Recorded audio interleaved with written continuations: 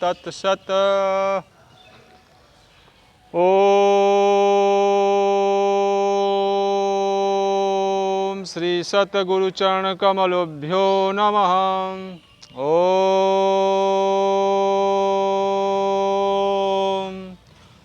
श्री सतगुरु चरण कमलोभ्यो नमः। श्री सीतारामचंद्राय नमः। श्री सीतारामचंद्राय नमः।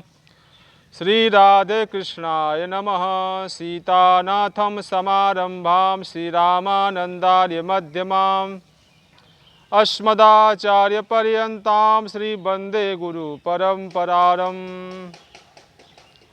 श्री गुरु महिमा को कह अति उच्च मुकाम, ताते गुरुपद को करूं बार बार प्रणाम।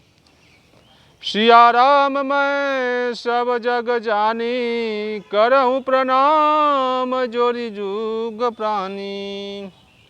श्री सद्गुरुदेव भगवान के पावन चरणों में कोटि कोटि दंडवत प्रणाम स्वीकार हो एवं समस्त संत महापुरुष ऋषि मुनि जी के पावन चरणों में कई स्वर में दंडवत प्रणाम एवं समस्त संत महात्मा गुरु भाई माता भक्तों जी के पावन चरणों में दंडवत प्रणाम स्वीकार हो। ओम नमो नारायण।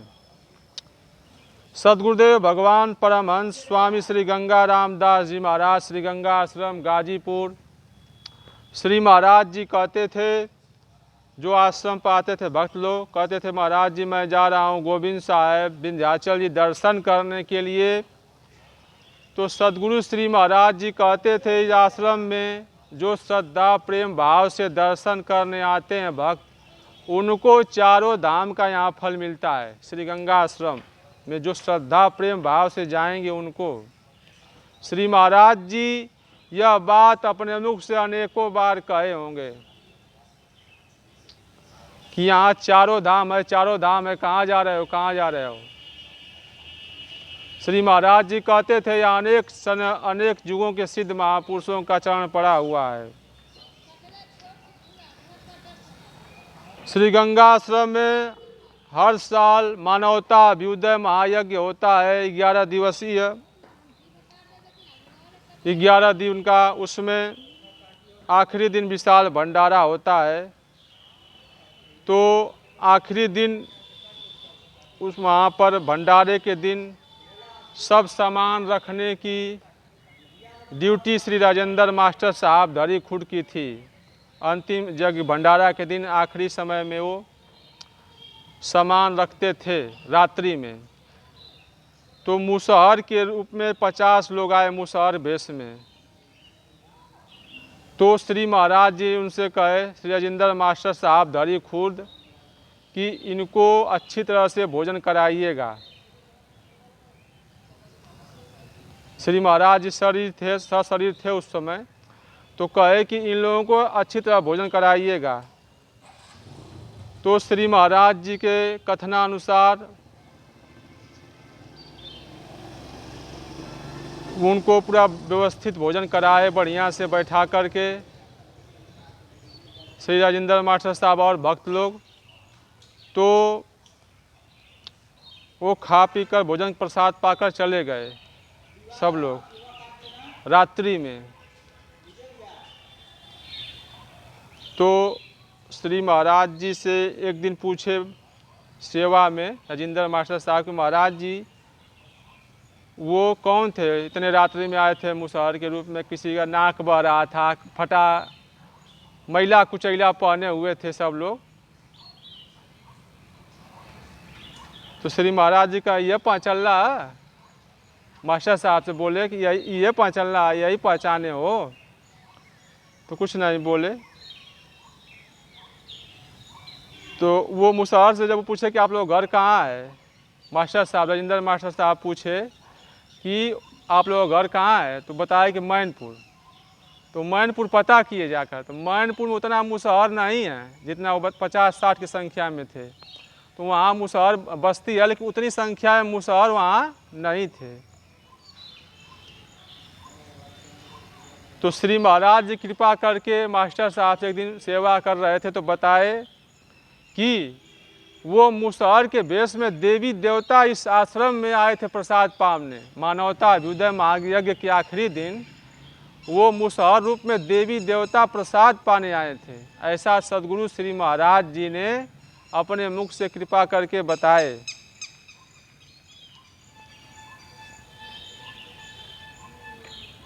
बड़े महाराज जी को दर्शन नर नारायण आए। बड़े महाराज जी यानी परमहंस बाबा बेनी माधव दास जी महाराज। भक्त भगवान चरितावली से एक कथा है उनके जीवन चरित्र से।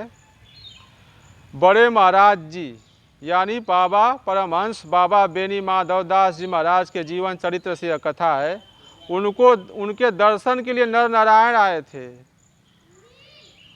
यह बात कुंभ हरिद्वार की थी, तब की बात है। मेरे बड़े गुरु भाई जगन्नाथ दास जी श्री महाराज जी के संग थे।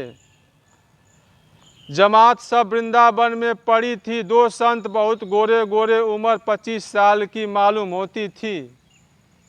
एक ही रंग डील डौल के थे, एक एक सफ़ेद गुदरी ओढ़े थे, आंखें वे पैर खुले थे। सब जमात में घूमकर महाराज जी के पास आए।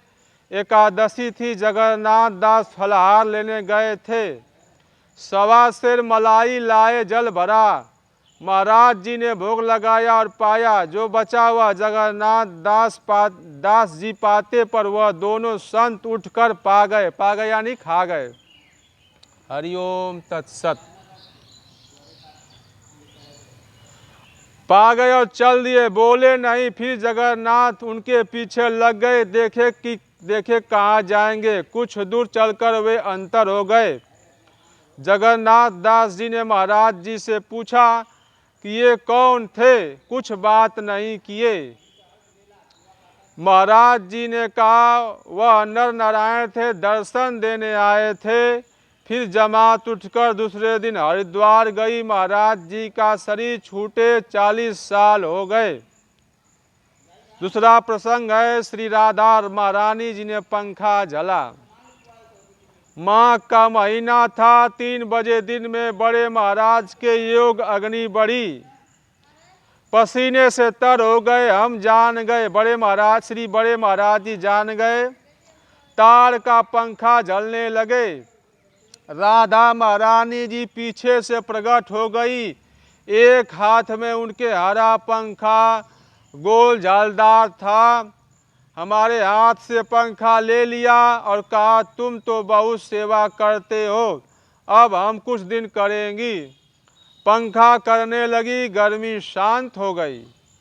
हमसे कहा, श्री बड़े महाराज जी से कहा, भक्तों के भोग यहाँ भोगाकर अपने धाम को भेज देती हूँ।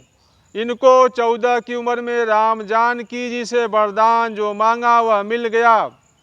हमने कहा क्या मांगा था? तो कहा चुप ध्यान में बैठे थे, शंकर जी ध्यान बता दिया था। दाहिनी जांग पर राम जी और बाईं जांग पर महारानी जी छोटे स्वरूप से बैठ गए। राम जी ने कहा क्या चाहते हो? तो इन्होंने कहा बस आपको हर समय देखा करें। बस राम जी ने वस्तु कह दिया। दोबारा 15 दिन बाद फिर प्रकट हुए और कहा क्या मांगते हो? तो बोले हम हर समय आपके पास रहें। तो राम जी बोले एवं मस्तु।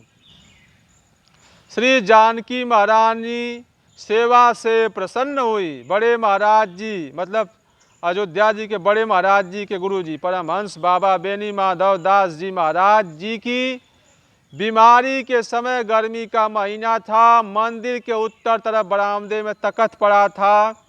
तख्त मतलब चौकी। महाराज जी की सेवा में पंडित राजेंद्र दास जी थे। वह चमड़ी हाँकते थे कि महाराज जी के ऊपर मक्खी न बैठे। जानकी जी दोनों खंभों के बीच में लता पता हरी भरी थी, उसके बीच में प्रकट हो गई। छटा छवि श्रृंगार ऐसा था जो देखते ही बनता था, कहने में नहीं आ सकता था। शरीर में बड़ी सुगंध आती थी, थोड़ी थोड़ी हवा चलती थी। हमसे कहा कब तक सेवा करोगे? हमने कहा जब तक हमारा शरीर रहेगा तब तक। पंडित जी ने दंडवती किया, हम ताकते रहे, दाहिना हाथ हमारी तरफ उठाकर अंतर हो गई। सुगंध बहुत देर तक आती रही। महाराज जी की बीमारी में तमाम देवी देवता सिद्ध संतों के प्रत्यक्ष दर्शन होते थे। कहाँ तक लिखावें, बोल नहीं पाते हैं तो बहुत बड़ी सुख सागर हो जाए। सीताराम सीताराम। महाराज जी से और बाबा टीकादास जी से वार्ता। अगला प्रसंग है। बाबा नारायण राम रानूपाली अयोध्या जी में उनका आश्रम है रानूपाली। स्वर्गवास का भंडारा था, 100 बीघा का कुटी है, उसमें सब साधु भरे थे। पता मिला कि बाबा टीकादास आए हैं। महाराज जी ने कहा जाओ ले आओ। हम गए, श्री बड़े महाराज जी गए तो बड़ी भीड़ रही। हमने मन में सोचा कि इतनी भीड़ में कहाँ तलाश करें। साधु फाटक से गुरु सागर की तरफ आ रहे थे बड़ी भीड़ के साथ। हम उधर जा रहे थे, कस में पड़ गए। आधी दूर पहुँचे, सामने बाबा मिल गए, हमें पकड़ लिए। फिर उसी जगह से वापिस गए। 7 आदमी संग आए थे। वहाँ जाकर जलपान किया। बात हुई तो कहा भीड़ मिट जाए, विदाई हो जाए, तब चलना ठीक होगा। 4 दिन बाद आना। हम एक बार रोज जाते थे। जब सब विदा हो गए तब आए। महाराज बट के पास तख्त पर बैठे थे। दंडवती किया, बात हुई भजन की तो महाराज ने कहा हमें 14 की उम्र में शंकर जी उम्र में घर पर शंकर जी ने भजन की विधि बताई थी। सब काम हो गया, सिर्फ मंत्र मजले महाराज से लेना पड़ा। हम 16 सूर्य तक पहुँचे। बाबा ने कहा हमें भी शंकर जी ने बताया। हम 12 सूर्य तक पहुँचे। हमारी आदत रही कि हम भूखे प्यासे हैं और कोई भूखा आ गया तो उसे भोजन कराकर तब पाते थे। हमारे सिर में गर्मी बढ़ गई। एक बार गेहूं या जौ की रोटी खाते थे। मूंग की दाली, साग, लौकी, तोरई, चौराई, पालक न मिला तो कोई ज़रूरत नहीं। बाबा से महाराज से 3 दिन तक भजन की बातें होती रही। महाराज ने हमसे कहा तुम सुनोगे तो सब दिमाग में भर जाएगी, तो फिर बहुत कसर रह जाएगी। इससे अलग बैठो, अपनी सुरती पर ख्याल करो। सुरती मतलब ध्यान। जब महाराज जी से दिन में या रात में किसी देवी देवता या सिद्ध संत से बात होती थी तो हमने एक बार पूछा आप किससे बात करते हो? तो कहा तुम हमारा बोल सुन सकते हो पर उनका बोल नहीं सुन सकते, न उन्हें देख सकते हो। जब भगवान की कृपा हो जाएगी तब देख सकोगे और सुन सकोगे। फिर बाबा सब दर्शन करके महाराज की दंडवती करके चले गए। साल बाद फिर आए और 3 दिन रहे। फक्कड़ बाबा संग थे। तब बाबा से हमने ब्राह्मण का हाल बताया, रुपया निकलने का, तो हंसे और कहा पंजाब में एक साधु बड़े धनी थे, उनके यहाँ बाहर से एक साधु आया। कुछ दिन बाद बुखार आया, खूब तगड़ा रहा। उसके पास सतुआ था और 125 गिन्नी सोने के सिक्के थीं। वह सब गिन्नी सतुआ में सान कर निगल गया। जब पेट में तकलीफ हुई तो डॉक्टर आए तो देखा कि इसके पेट में कुछ कड़ापन है, उसी से दर्द है, तो एनिमा दिया। तब मल के साथ लपटी गिन्नी निकली, दर्द चला गया। डॉक्टर ने महंत से कहा यह उठवाइए। महंत ने कहा हमारे पास कई लाख रुपया है, हम क्या करेंगे? तो मेहतरी को बुलाया और कहा इसे उठा ले जाओ, यह तुम्हारा धन है। मेहतर उठा ले गया। साधु ठीक होकर चला गया। महाराज जी 36 वर्ष सरजू जी नहाकर 2 बजे रात्रि में बड़ी छावनी आकर भजन में बैठ जाते। फिर 9 पर सरजू जी जाते। फिर लौटकर अपने हाथ से रोटी दाल बनाते, पाकर बर्तन चौका करके फिर 3 पर सरजू जी जाते। 3 नित्य 3 स्नान होते, फिर भजन में बैठ जाते। लगातार 36 वर्ष ऐसा नेम किया। शरीर में गर्मी बढ़ गई, लंगोटी तक सही नहीं जाती थी। एक दिन एक सिद्ध संत कहीं से आए, उनसे बात हुई। उस संत ने कहा, महाराज आपका वीर्य ऊर्ध्व है, और कोई होता तो पागल हो जाता, आप थोड़ा टहल लिया करो। तब से महाराज जी 4 बजे मणिराम की छावनी में कथा में जाने लगे। शाम को जब कथा समाप्त हो जाती तब हनुमानगढ़ी जाकर दर्शन करके बड़ी छावनी में आ जाते। 2 माह बाद गर्मी शांत हुई, लंगोटी सहने लगी, फिर पहनने लगे हमेशा। एक दिन हनुमानगढ़ी पर पंडित तुलाराम व्यास कई संतों ने कहा, महाराज जी हम लोग आपके मुखारबिंद से कुछ सुनना चाहते हैं। महाराज जी ने कहा, हम तो पढ़े नहीं हैं, अनुभव के पद आदि हैं सिद्धों के, वह नहीं समझ पाओगे। तो हनुमान जी ने मंदिर से श्लोक बोले, महाराज जी सुने और कोई नहीं सुन पाया। तो श्लोक, रकार शब्दम परम ध्वनि ध्वनिरंतर गतो ज्योतिय ज्योतिषोरंतर गतो ध्वनि तपसा तन्मय ध्यानेन तदिष्टो परम पदम। हरि ओम तत्सत। श्री सीतारामचंद्र भगवान की जय। श्री गुरुदेव भगवान, श्री सीतारामचंद्र भगवान सद्गुरु भगवान जी मन कर्म वाणी से जो भी गलती हो कहने सुनने में, उसे अज्ञानी जीव समझकर क्षमा करने कृपा करिए। हरि ओम तत्सत। हरि ओम तत्सत। हरि ओम।